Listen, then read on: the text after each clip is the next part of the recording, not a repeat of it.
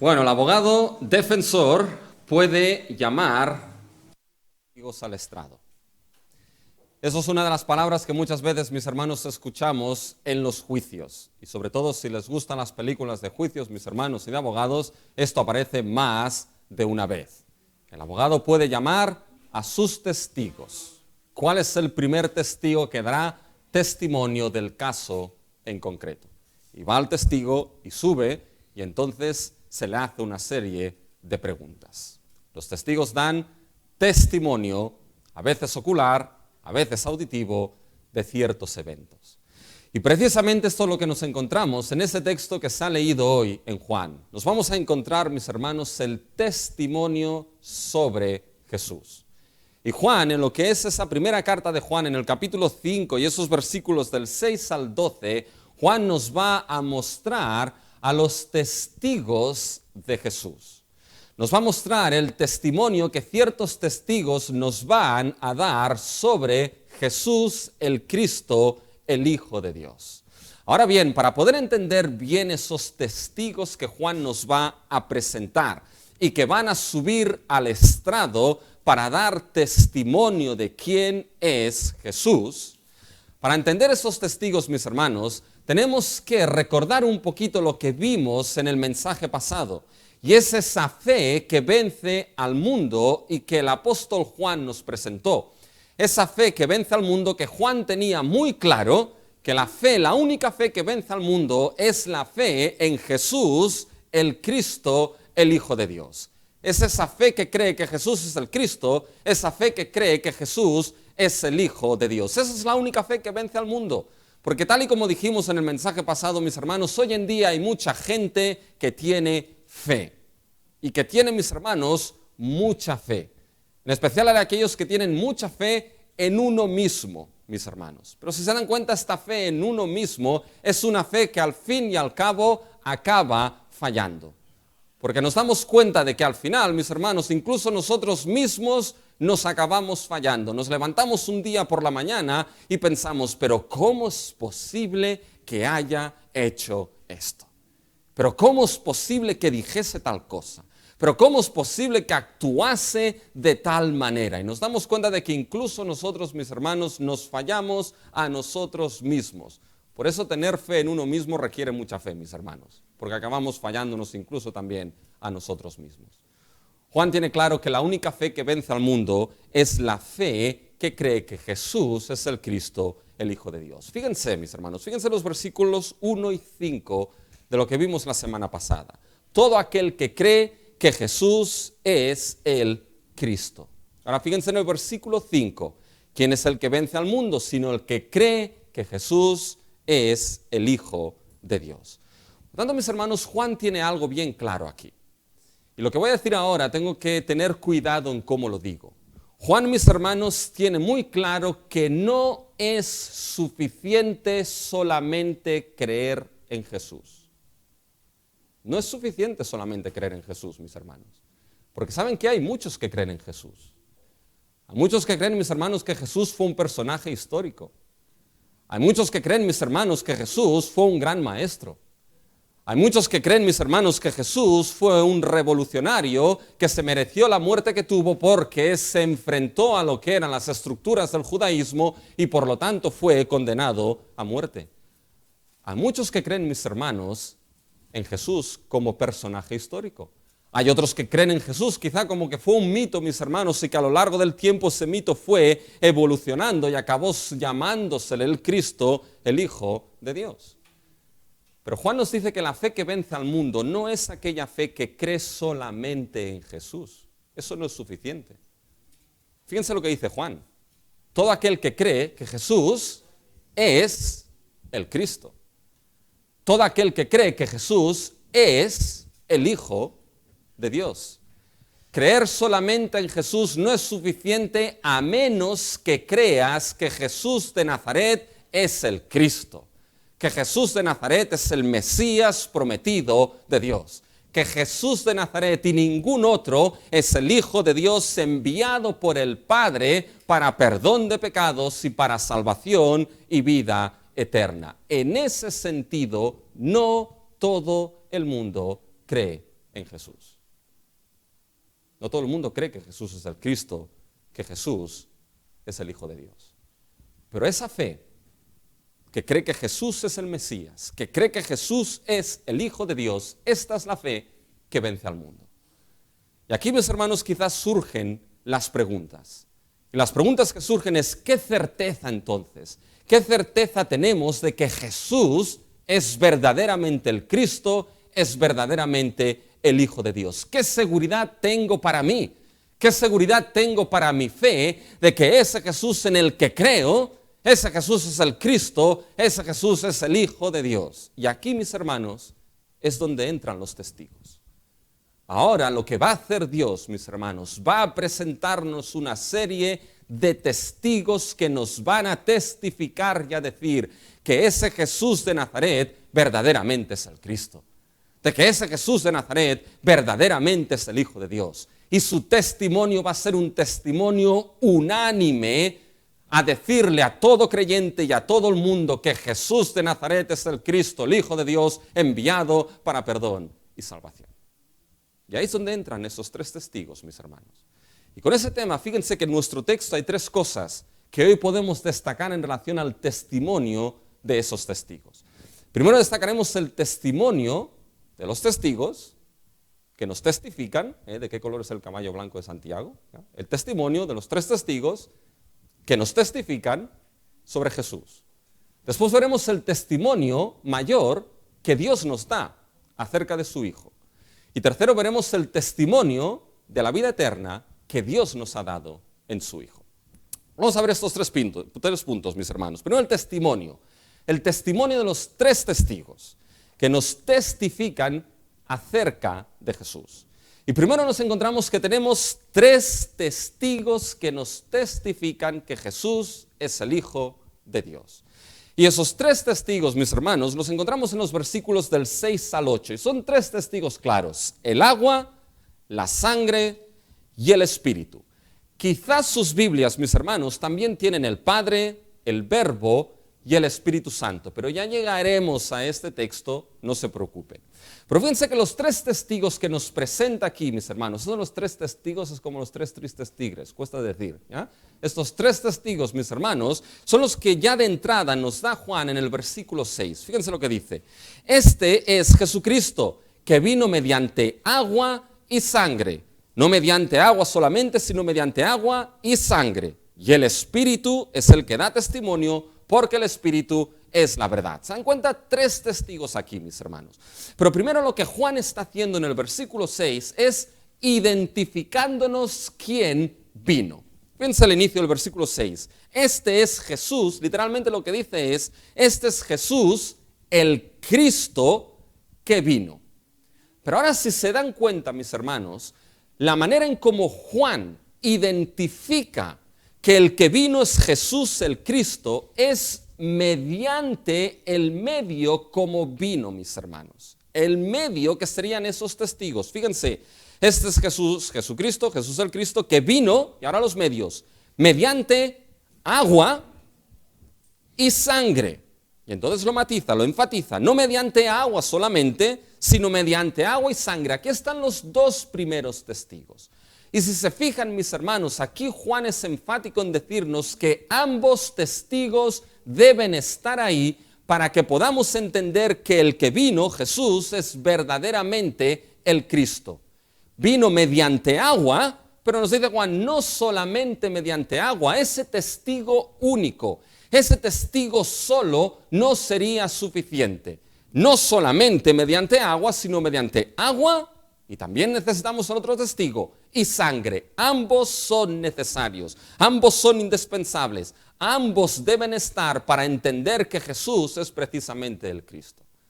Y la pregunta aquí es, ¿cuáles son o a qué se está refiriendo Juan cuando dice que vino mediante agua y sangre? ¿Cuáles son esos dos testigos, agua y sangre? ¿De qué manera nos hablan, mis hermanos? Bueno, la verdad es que tengo que decirles que hay todo tipo de interpretaciones de esos dos testigos. ¿Ya? Hay desde las interpretaciones más inverosímiles y más extrañas, mis hermanos, que nadie se las creería y mejor no tomarles atención, de aquellas interpretaciones que sí, que uno puede ver que al menos tienen dos dedos de frente y no están muy desviadas. Pero evidentemente no les voy a meter en ese debate teológico en las interpretaciones para que no se me aburren, no a los 2 minutos, sino a los 5. Fíjense, mis hermanos, que básicamente esos dos testigos, lo que es el agua y lo que es la sangre, nos está hablando, mis hermanos, de lo que es el bautismo y de lo que es la muerte de Jesús. Los acontecimientos históricos del bautismo de Jesús y el acontecimiento histórico de la muerte de Jesús. Por tanto, fíjense que esos dos testigos, bautismo, el agua, y sangre, la cruz, nos coge dos eventos históricos que más o menos nos marcan el inicio y el final del ministerio de nuestro Señor Jesucristo. Nos marcan lo que es el inicio de su ministerio público que vino con el bautismo y el final básicamente de su ministerio público, aunque evidentemente tenemos la resurrección, pero ese final con lo que es su muerte en la cruz. Y ambos eventos, mis hermanos, son eventos esenciales e indispensables para identificar que Jesús es verdaderamente el Mesías, es verdaderamente el Cristo. Porque en el bautismo nos damos cuenta, mis hermanos, que ahí Jesucristo fue identificado como el Hijo de Dios, fue identificado como el siervo sufriente, el cual acabó muriendo como siervo sufriente a favor de los suyos en la cruz. Por tanto, esos dos eventos históricos, mis hermanos, son dos testigos que nos hablan precisamente de que Jesús es el Cristo. Ahora bien, hay un poco más ahí. La identificación que hace Juan es un poco más profunda. Y fíjense, mis hermanos, en el versículo 6, que menciona 3 veces el tema del agua. Lo menciona 3 veces ese primer testigo. Este es Jesucristo que vino mediante agua y sangre. Y ahora enfatiza aquí. No mediante agua solamente, sino mediante agua y sangre. Bueno, fíjense que esta frase, mis hermanos, mediante agua, es importante, porque el mismo Juan, el mismo apóstol Juan, utiliza esta frase mediante agua en su evangelio para referirse al bautismo que Juan el Bautista administraba. Eso es muy importante. Por lo tanto, cuando utiliza esta frase en su evangelio mediante agua, el apóstol Juan la utiliza para referirse a algo activo. ¿Qué quiere decir con algo activo? Es decir, es algo que Juan el Bautista activamente realizaba. Él, mediante agua, activamente bautizaba a aquellos que se presentaban. Por lo tanto, no es algo pasivo, es algo activo. Con eso quiere decir, mis hermanos, que el autor del Evangelio de Juan es el mismo autor que la primera carta de Juan. Y si tenemos que seguir esta lógica, cuando, mis hermanos, nos dice que aquel que vino es Jesús Cristo mediante agua, no se está refiriendo únicamente, mis hermanos, al bautismo que Jesús recibió, sino al bautismo que Jesús mediaba, al bautismo que Jesús administraba activamente. Y aquí viene la pregunta. ¿Qué bautismo activamente administraba Jesús? Porque la otra frase, mediante sangre, eso tampoco es pasivo, mis hermanos, eso es activo. Cuando Jesús estaba colgado en la cruz, mis hermanos, no piensen que Jesús era un salvador pasivo en aquella cruz. Jesús colgado en la cruz no estaba colgado de manera pasiva. Jesús era el salvador activo por excelencia. Jesús estaba activamente obrando la salvación de los suyos. Jesús activamente estaba perdonando los pecados de los suyos. Jesús activamente estaba asegurando eternamente la salvación de los suyos. No era pasivo en la cruz, era activo. Por tanto, mediante agua es lo mismo. La cuestión es, ¿con qué bautismo bautizaba Jesús? Si tenemos claro que los evangelios, mis hermanos, nos dicen de que Él no bautizaba, sino que eran sus discípulos los que bautizaban. Pero aquí, mis hermanos, es cuando debemos interpretar las cosas según la teología del propio autor. Eso es muy importante, la teología de Juan. Fíjense que cuando vamos a los evangelios, mis hermanos, nos encontramos simplemente 3 evangelios que nos hablan de lo que es el bautismo de Jesús. 2 sinópticos, Mateo y Marcos, y después nos encontramos a Juan. Cuando vamos a los sinópticos nos damos cuenta, mis hermanos, de que allí, Mateo y Marcos, la identificación de Jesús en el bautismo es por lo que es la voz del Padre desde el cielo diciendo: este es mi Hijo amado, en ti tengo complacencia. Pero cuando vamos a la narración del bautismo de Jesús en el Evangelio de Juan, esta voz no aparece. Jesús es identificado de otra manera en el Evangelio de Juan en su bautismo. Fíjense, vayan al Evangelio de Juan, mis hermanos, al capítulo 1, en los versículos 32 y 33. Y mientras nos buscan decirles, mis hermanos, que en el Evangelio de Juan, tanto en su Evangelio como en su carta, Juan da un papel fundamental a lo que es el Espíritu Santo para identificar a Cristo Jesús. El papel del Espíritu Santo es esencial en Juan para identificar quién será el Cristo. Piensen en los versículos 32 y 33 del capítulo 1 del Evangelio de Juan. También dio Juan testimonio diciendo: vi al Espíritu que descendía del cielo como paloma y permaneció sobre él.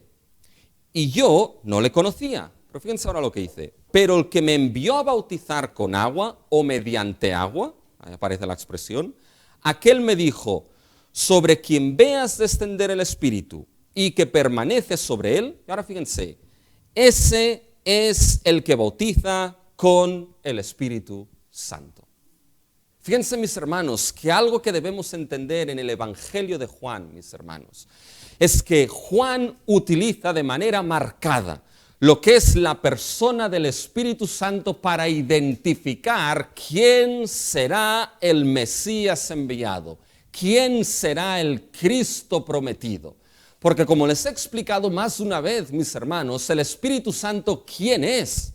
El Espíritu Santo, mis hermanos, es el don del nuevo pacto. Es la gran bendición que Dios ha dado a los suyos en el nuevo pacto. No hay mayor don, no hay mayor don sublime que Dios nos haya podido dar en el nuevo pacto que darnos a su propio Espíritu. Si el don en el antiguo pacto por excelencia era la ley, el don por excelencia en el nuevo pacto es precisamente el Espíritu Santo de Dios dado a la vida de aquellos que Él ha redimido y ha salvado.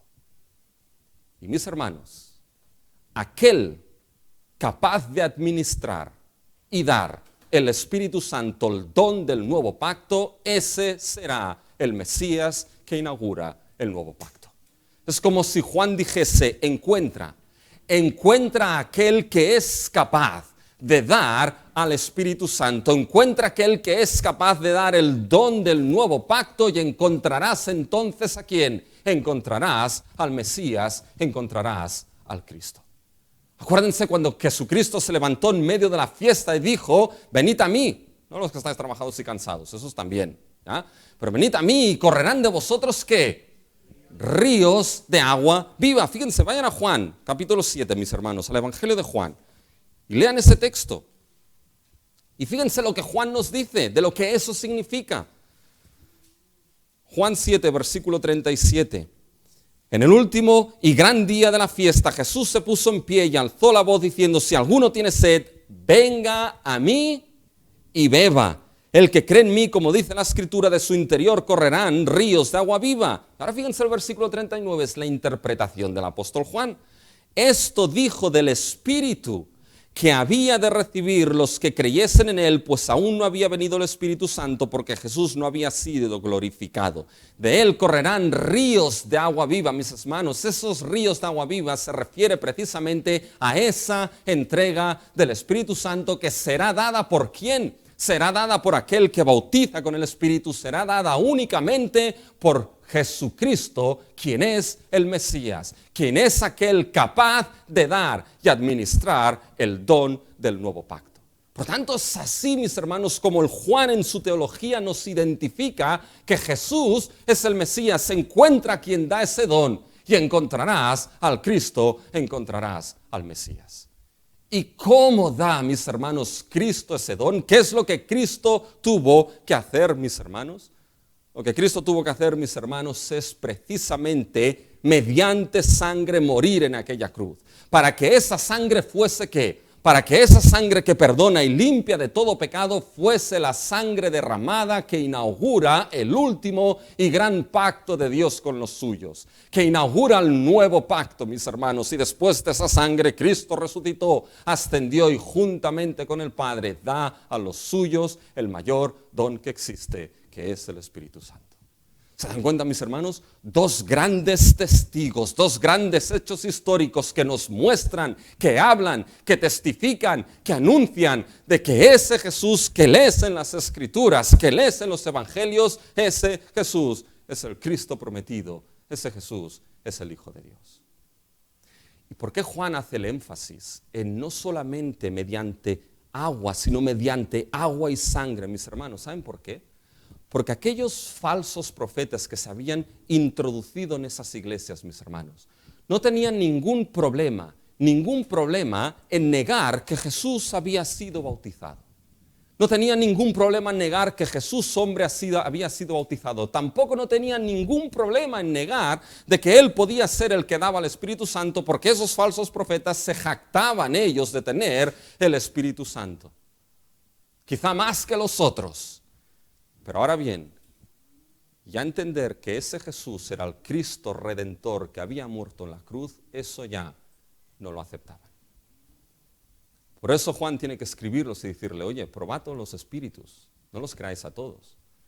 Porque aquel que no confiesa que Jesucristo ha venido en carne, ¿qué es lo que dice? Este no es de Dios.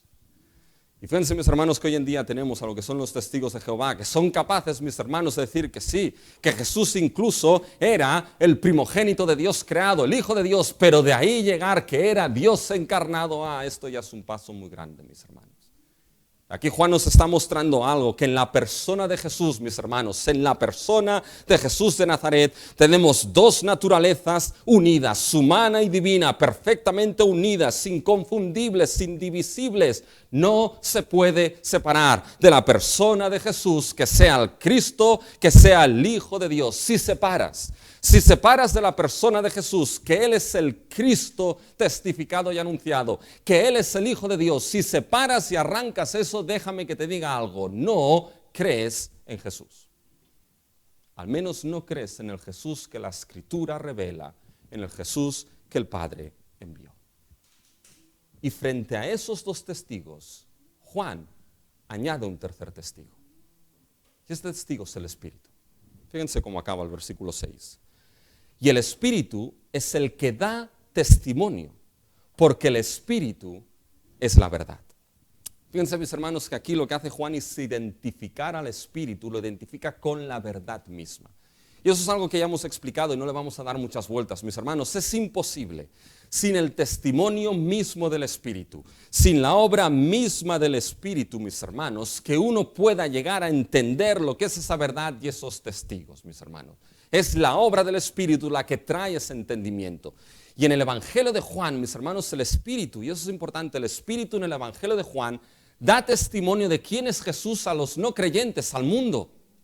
En la primera carta de Juan, el Espíritu da testimonio de quién es Jesús a los creyentes, para que la fe de esos creyentes que estaba siendo zarandeada y movida por esos falsos profetas sea una fe, mis hermanos, fortalecida, de que en ese Jesús que han creído es precisamente el Cristo, es precisamente el Hijo de Dios. 3 testigos, mis hermanos, que Dios nos da. 3 testigos, mis hermanos, que Dios te da: el agua, la sangre y el Espíritu. El bautismo con el Espíritu, la cruz del Calvario y el Espíritu mismo, mis hermanos. 3 testigos que Dios nos da y te da para que entiendas que Jesús es el Cristo, el Hijo de Dios.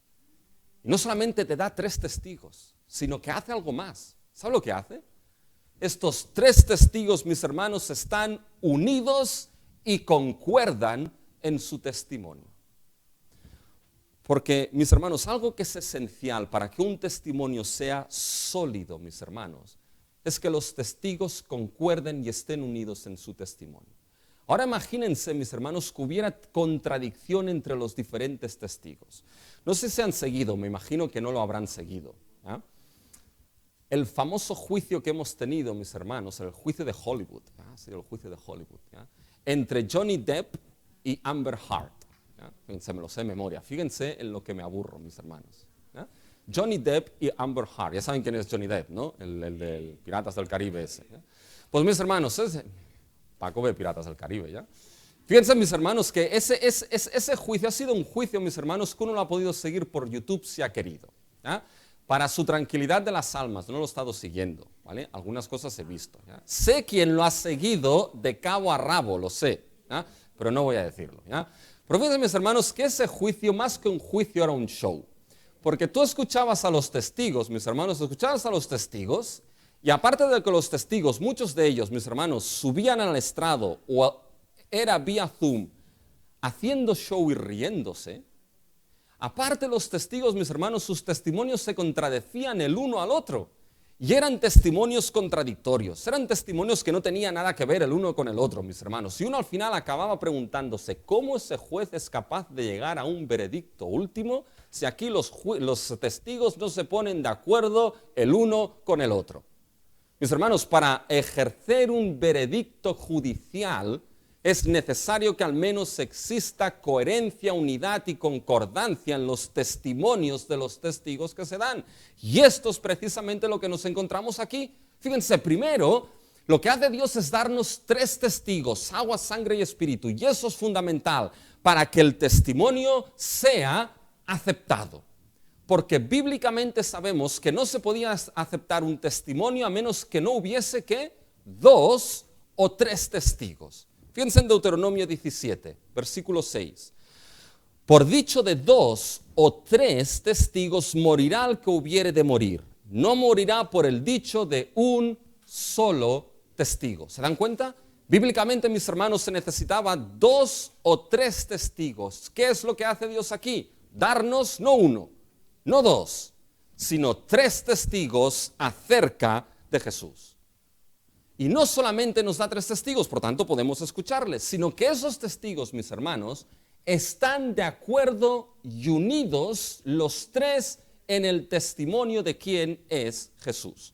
Fíjense al final, mis hermanos, del versículo 8. Al final del versículo 8, el espíritu, el agua y la sangre, y estos 3 concuerdan. ¿Se dan cuenta? ¿Qué es lo que está diciendo, mis hermanos, aquí Juan? Que esos 3 testigos están unidos y concuerdan en un testimonio unánime de que Jesús es el Cristo, el Hijo de Dios. Por tanto, es un testimonio, mis hermanos, que podemos escuchar, que debemos escuchar, que debes escuchar de quién es Jesús. Ahora bien, quizás se preguntan, bueno, pero Rubén se ha saltado una gran sección en lo que son esos versículos. Porque quizás sus Biblias, como la Reina Valera del 60, ¿ya? Quizá tienen el versículo 7, porque 3 son los que dan testimonio en el cielo, el Padre, el Verbo y el Espíritu Santo, y estos 3 son 1. Y 3 son los que dan testimonio en la tierra. Bien, mis hermanos, tengo que explicarles algo aquí. Me he saltado estos versículos porque posiblemente esa sección no se encontraba en el texto original de Primera de Juan. Esa sección, mis hermanos, de la parte del versículo 7, todo el versículo 7, y la primera parte del versículo 8, y 3 son los que dan testimonio en la tierra, es muy probable que no estuviese en el texto original de Juan. Porque esto es algo, mis hermanos, que nos encontramos en manuscritos del siglo XIV en adelante. Siglo XIV, siglo XVIII, pero no nos lo encontramos en manuscritos del Nuevo Testamento más antiguos. Esa sección no aparece. Por lo tanto, mis hermanos, en los manuscritos más antiguos no aparece, es muy probable que no estuviese en el original, y hacemos bien si esa sección no está en nuestro texto bíblico. Fíjense, por ejemplo, lo que nos encontramos en la Nueva Versión Internacional. Dice, y el Espíritu es quien da testimonio de esto, porque el Espíritu es la verdad. 3 son los que dan testimonio, y los 3 están de acuerdo, el Espíritu, el agua y la sangre. No dice nada de la tierra, del cielo, del Padre, del Verbo y del Espíritu Santo.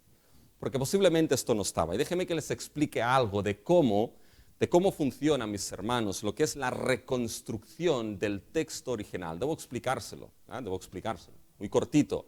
Pero sabemos que no tenemos, mis hermanos, en nuestras manos los textos originales. Esos manuscritos ya no existen. Pero hay todo lo que es una técnica, mis hermanos, de reconstrucción, de poder llegar lo más cercanos al texto original. Y eso, mis hermanos, se hace con los diferentes manuscritos del Nuevo Testamento que tenemos. Básicamente hay dos familias grandes de manuscritos, pero tenemos una gran cantidad de manuscritos del Nuevo Testamento. El Nuevo Testamento es el libro que más manuscritos tiene de todos los libros del mundo, mis hermanos. Por lo tanto, la reconstrucción para llegar al original, ¿qué es lo que se hace? Generalmente siempre se toman los manuscritos más antiguos como más cercanos al original, y tiene razón de ser. Aquellos más antiguos son los más cercanos al original. Pero después, los que trabajan en esa ciencia, mis hermanos, saben que generalmente los copistas muchas veces lo que solían hacer era añadir ciertos textos o aclaraciones del texto. Realmente las aclaraciones a veces solían ser en los márgenes y por alguna razón cuando se hacían copias tardías, esas aclaraciones en los márgenes quedaban entrando dentro del texto por la razón que fuese. Por eso, como se sabía que los copistas hacían aclaraciones, siempre suelen cogerse como textos más cercanos al original los textos más difíciles, los textos más oscuros, los textos, mis hermanos, que están menos claros, porque sabemos que tenían tendencia a aclarar ciertos textos. Es posiblemente, mis hermanos, lo que sucedió aquí. No están los manuscritos más antiguos y quizá esto fue una aclaración o nota en lo que eran unos márgenes de algún copista. Ahora bien, para que su confianza, mis hermanos, en lo que es la inerrancia, en la infalibilidad de las Escrituras, déjenme decirle, mis hermanos, que prácticamente tenemos el 100% de la reconstrucción del texto bíblico del Nuevo Testamento a raíz de la cantidad de manuscritos y cantidad de manuscritos del Nuevo Testamento que tenemos. Y fíjense, mis hermanos, que lo importante aquí es que aunque esta sección no estuviese en los originales, el mensaje no cambia. El mensaje es el mismo. Es más, creo que tiene más sentido sin esos versículos que no con ellos. Porque ¿cuál es el mensaje de Juan? El mensaje de Juan es que esos tres testigos que sí aparecen, agua, sangre y espíritu, esos tres testigos al final del versículo 8, estos tres concuerdan. ¿Se dan cuenta? Ese es el mensaje.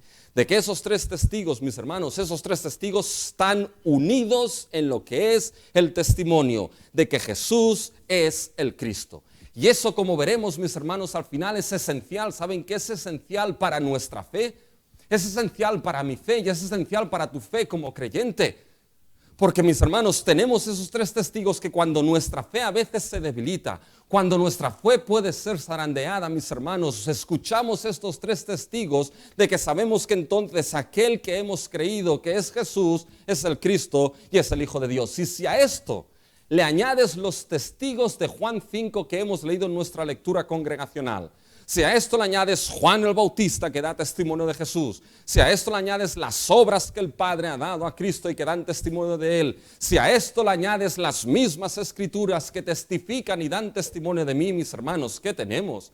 Tenemos un coro fantástico de testigos que todo el coro canta, proclama y testifica de quién es Jesús. Y esta es el ancla para nuestra fe, mis hermanos. Como el ancla de los barcos se ancla en el suelo marino y aunque haya corrientes lo mantiene estable y no deja que se mueva, mis hermanos, cuando nuestra fe es zarandeada, estos testigos son el ancla, mis hermanos, donde nuestra fe se ancla para entender de que ese Jesús que por la gracia de Dios he creído, Él es mi Cristo, Él es el Hijo de Dios, Él es mi único Salvador. Y esa voz debe escucharse. Debemos escucharla como creyentes, debe escucharla quien sea la voz de esos testigos. Pero hay un segundo punto, mis hermanos. El primero es el testimonio de esos tres testigos, pero el segundo es el testimonio mayor. El testimonio mayor que Dios nos da de su Hijo. Y fíjense, ¿qué implica el testimonio mayor de Dios, mis hermanos? El testimonio mayor de Dios implica una única cosa, implica creer. Y fíjense que Juan nos dice, bueno, el que cree, primero tiene la confirmación del testimonio de Dios en él. Fíjense ahora a partir del versículo 9, mis hermanos. A partir del versículo 9 empieza a exponer lo que es el testimonio de Dios. Fíjense, nos lo encontramos en el versículo 9. Si creemos el testimonio, de los hombres mayor es el testimonio de Dios. Fíjense ahora en el versículo 11. Y este es el testimonio que Dios nos ha dado, vida eterna. Ahora empieza a exponer ese testimonio. Pero fíjense que primeramente, mis hermanos, empieza diciéndonos que el testimonio que Dios nos da es un testimonio, mis hermanos, mayor que el testimonio de los hombres. Miren el versículo 9. Si recibimos el testimonio de los hombres, mayor es el testimonio de Dios.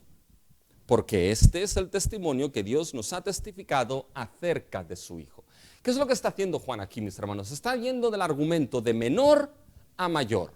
Es decir, Juan está diciendo, si somos capaces, esta es la idea, si somos capaces de escuchar el testimonio de hombres, de seres humanos, si somos capaces de escuchar testimonios y creer testimonios de hombres falibles, de hombres que son imperfectos, de seres humanos que se equivocan, testimonios de seres humanos que son muchas veces testimonios subjetivos, porque siempre hay un poco de barrer cada uno para su casa en esos testimonios.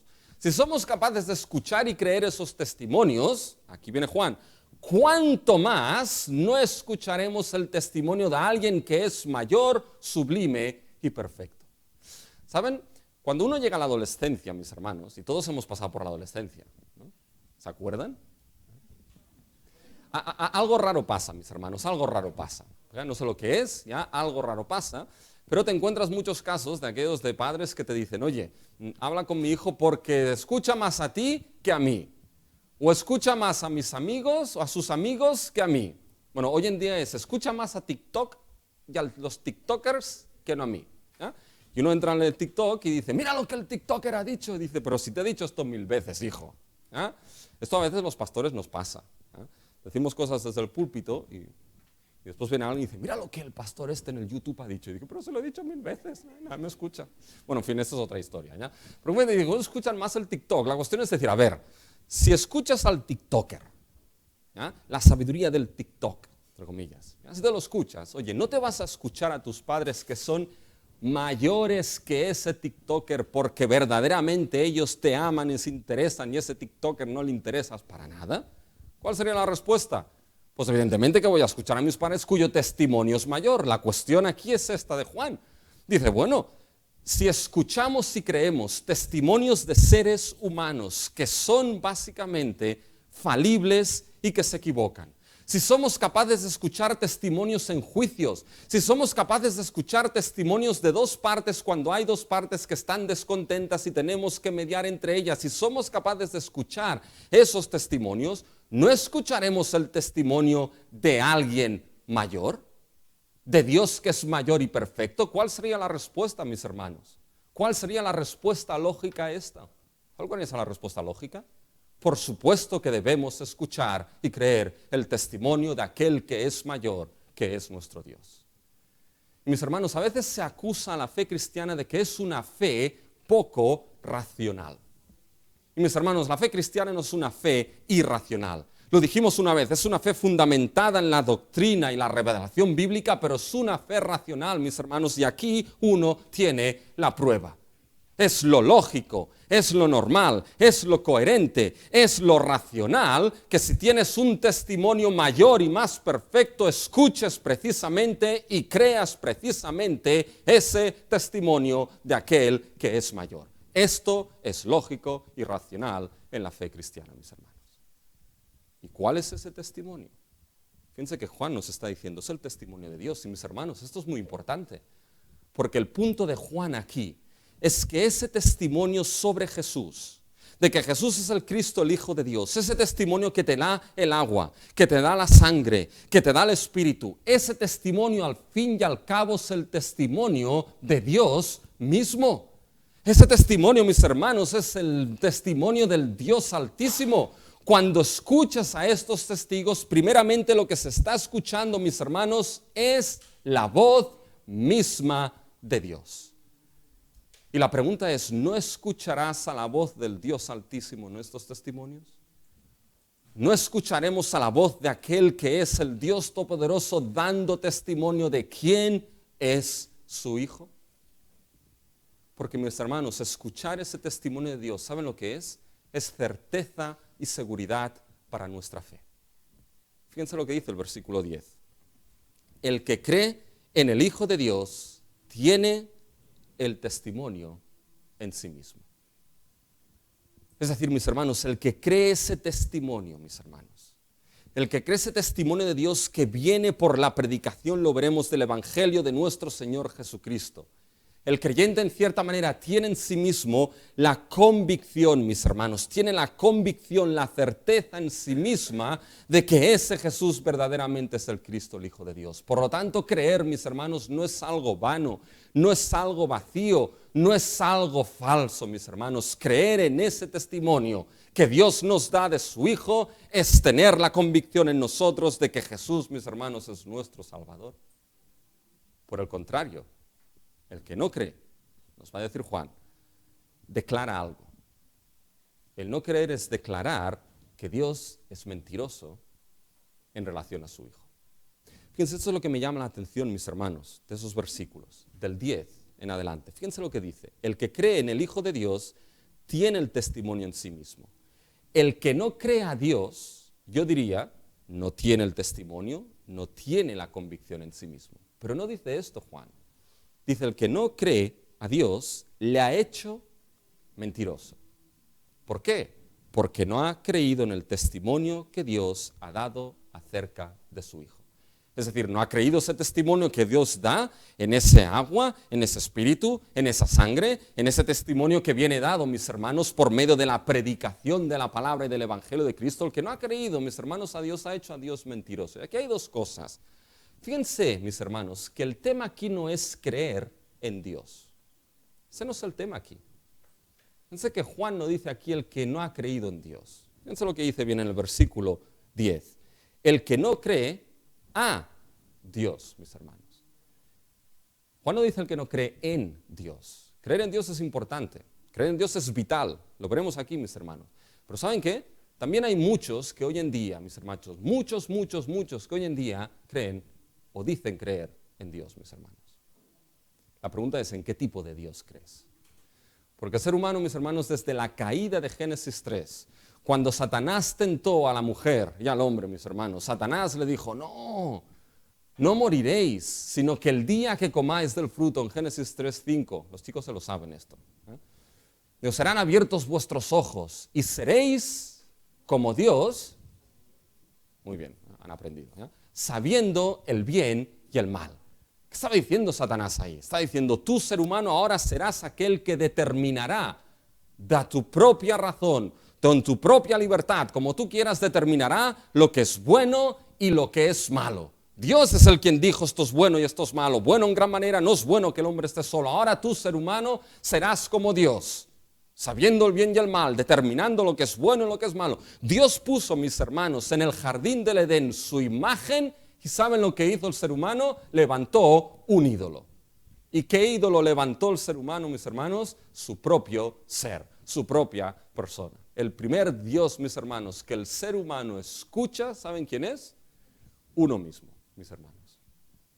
Uno mismo.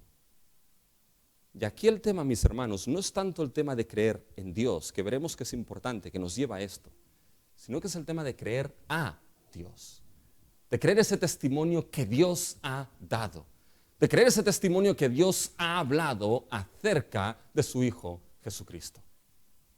Aquel que no cree a Dios, mis hermanos, ¿qué es lo que sucede entonces? ¿Le ha hecho qué? Le ha hecho mentiroso. Mis hermanos, esto es una aclaración seria, porque el no creer que Jesús es el Cristo, el Hijo de Dios, esto es determinar o hacer una declaración solemne y flagrante sobre quién es Dios. No creer que Jesús es el Cristo, el Hijo de Dios, es declarar algo.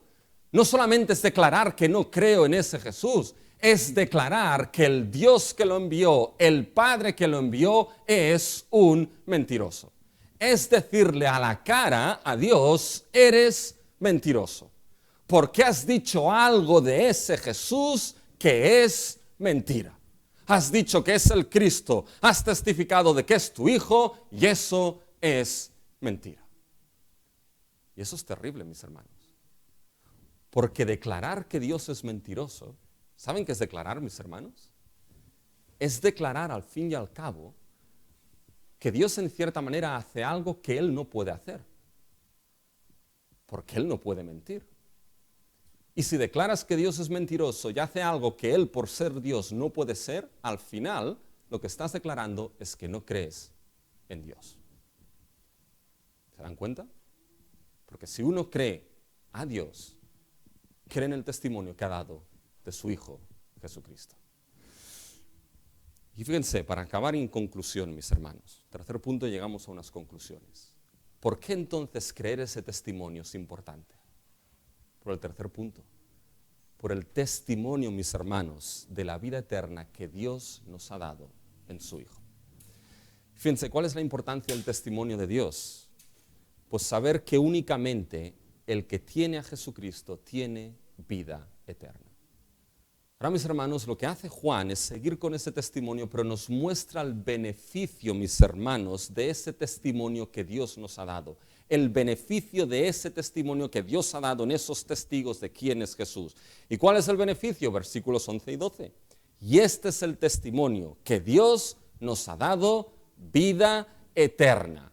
Y esta vida está en su Hijo. El que tiene al Hijo, tiene la vida. El que no tiene al Hijo de Dios, no tiene la vida. ¿Cuál es el testimonio que Dios ha dado, mis hermanos? No solamente Dios nos ha dado el testimonio de que Jesús es el Cristo, el Hijo de Dios. No solamente nos ha testificado de que ese Jesús es su Hijo. Eso es una cara de la moneda. Pero hay otra parte, hay otra cara de esa moneda para que la moneda esté completa. No solamente Jesús es el Cristo, sino que en Jesús hay vida eterna.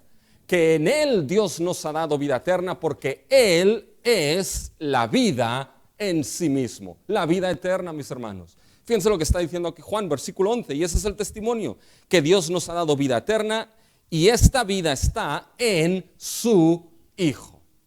Porque, mis hermanos, el Hijo de Dios, nuestro Señor Jesucristo, es la vida eterna en sí mismo. ¿Se acuerdan en el Evangelio de Juan, en Juan 11, mis hermanos? En la resurrección de Lázaro. Cuando se acercó, mis hermanos, Marta y empezó a hacer teología con Jesús. Y Jesús le dice, no, Marta, es que tu hermano resucitará. ¿Y qué es lo que ella le responde? Dice, no, yo sé que resucitará, Señor, en el día postrero. La teología de ella estaba muy bien. La teología de ella era teología del Antiguo Testamento. Era teología de entender que el Antiguo Testamento nos habla de que la resurrección es algo de los últimos días, de los postreros días. Y va aquí Jesús y le dice, espera, Marta, no te equivoques. ¿Y qué le responde Jesús? Le dice, yo soy la resurrección y la vida. Marta, ahora esta vida no se encuentra en los postreros días. Ahora esta vida se encuentra en mí, dice Jesús. Su venida, su llegada ha traído, mis hermanos, esos postreros días al presente. Y Jesús puede decirle, yo soy la resurrección y yo soy la vida. Ya, Marta, dice, el que cree en mí, aunque esté muerto, vivirá. Y todo aquel que vive y cree en mí, no morirá eternamente. ¿Crees esto? Ahí está la cuestión. ¿Crees esto? Mis hermanos, la misma carta de Juan nos dice que Cristo es la vida. Fíjense en esta misma carta, al capítulo 5, versículo 20. Pero sabemos, dice, que el Hijo de Dios ha venido y nos ha dado entendimiento para conocer al que es verdadero. Y estamos en el verdadero, en su Hijo Jesucristo. Este es el verdadero Dios y la vida eterna. Cristo es la vida eterna. No solamente la da, sino que Él es la vida eterna. Por eso, mis hermanos, puede decir Juan en el versículo 12, el que tiene al Hijo, tiene la vida. Y mis hermanos, el tener al Hijo aquí no es solamente en creer que Jesús es el Hijo de Dios, es tener al Hijo verdaderamente. Mis hermanos, es estar en Cristo Jesús.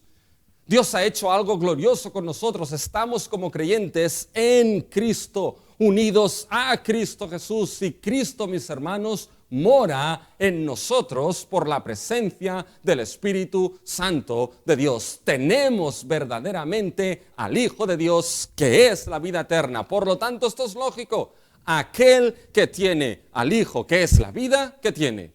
Tiene la vida eterna. ¿Quién es el que tiene al Hijo? Vayan al argumento de Juan hacia atrás, mis hermanos. El que tiene al Hijo es el que ha creído el testimonio que Dios da.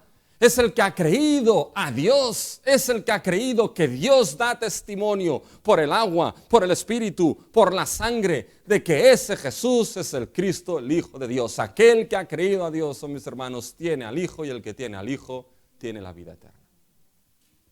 Ese es el gran beneficio de creer el testimonio de Dios, mis hermanos. Y el que no ha creído, y el que no tiene al Hijo, no tiene vida eterna. No hay más que añadir, mis hermanos, porque creo que esto todo el mundo lo entiende. Ahora la cuestión es, ¿por qué Juan escribe todo esto? Y aquí llegamos a la conclusión, a la aplicación, mis hermanos. ¿Por qué Juan escribe todo esto? ¿Saben por qué Juan lo escribe?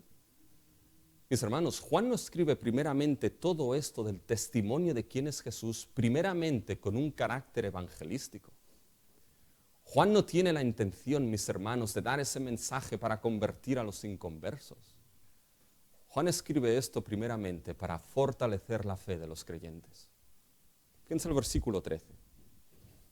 Estas cosas os he escrito a vosotros, que creéis en el nombre del Hijo de Dios. Esos son creyentes. Esas cosas os he escrito a vosotros, creyentes, a vosotros que creéis en el nombre del Hijo de Dios, para que sepáis algo, para que estéis fortalecidos en algo, para que sepáis que tenéis que vida eterna, y para que creáis, sigáis creyendo en el nombre del Hijo de Dios.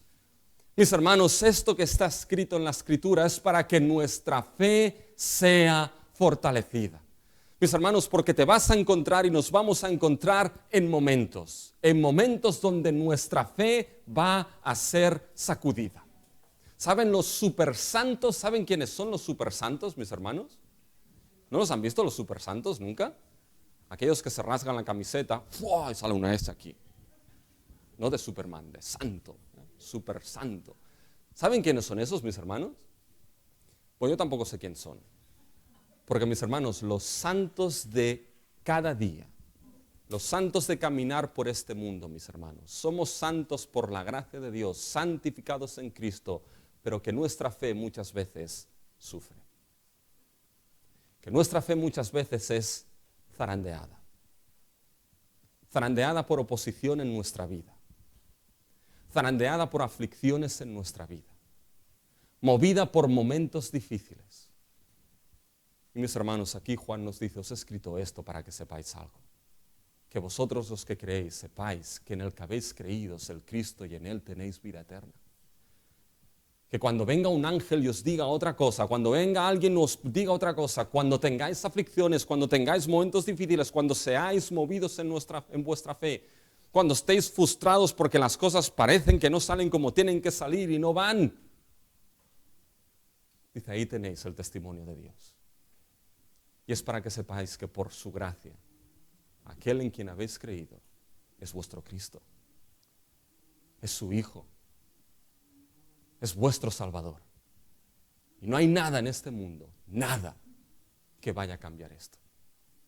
Por tanto, cuando seas movido, cuando tu fe desfallezca, cuando tu fe se enfríe, la fe se enfría y se nota muchas veces en la iglesia. Escucha a esos testigos, escucha el testimonio de Dios, que aquel en el que has creído es su Hijo y en él tienes vida eterna. Pero todo y así ese testimonio es para que también escuches si no tienes al Hijo.